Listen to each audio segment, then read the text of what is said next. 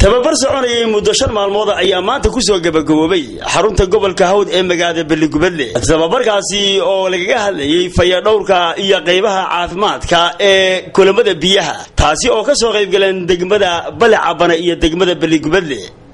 tababarkan waxa fulinayay hay'adda Action Aid iyo ururka wadaniga ee Saudi Al-Amin. dadweynahaasi tiro badan ka soo qayb galay 25 xubnood 5 maalmood waxa uu ku soo gabagaboobay jawi wax laga faa'iideysto oo dadweynahaasi aad ugu qushuuceen. mas'uuliyiinta ka soo qayb gashay ayaa waxa kamid ah hadaladoodii sida tan.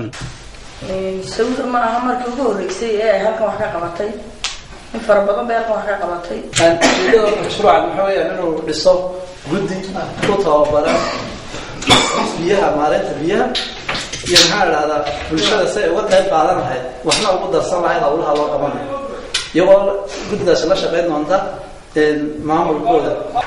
runtii waan u mahadnaqayaa ururka Saudi oo in badan wada shaqeynaa lahayn in badanna gobolkan isaga wax ka qabtay ama xagga caafimaadka ha noqoto ama xagga fayadhowrka ha noqoto. runtii aad baan u mahadnaqayaa. waxaan jeclaan lahaa waxaa la idin sheegay dhinaca nadaafadda ku saabsan in xaafadihiina markaad tagtaan ka bilowdaan qof kasta qoyskiisa. marka horta wax fara badan bay noo wadatay odayga community-ga waxa uu farayaa casharadii aad barateen inaad dadka gaadhsaan macluumaadkii annagu aan ka kororsanay dadkana aan gaadhsiin doono waxaa wax wanaagsan iyo dhowrkuu ku jiray saaka maalintii ugu dambaysay bay ahayd ilaa waxaan soo kormeertay magaalada. وأحمد محمد عوالة تلفزيون قرية جمهورية الصوماليلان إحرمت قبل كهون.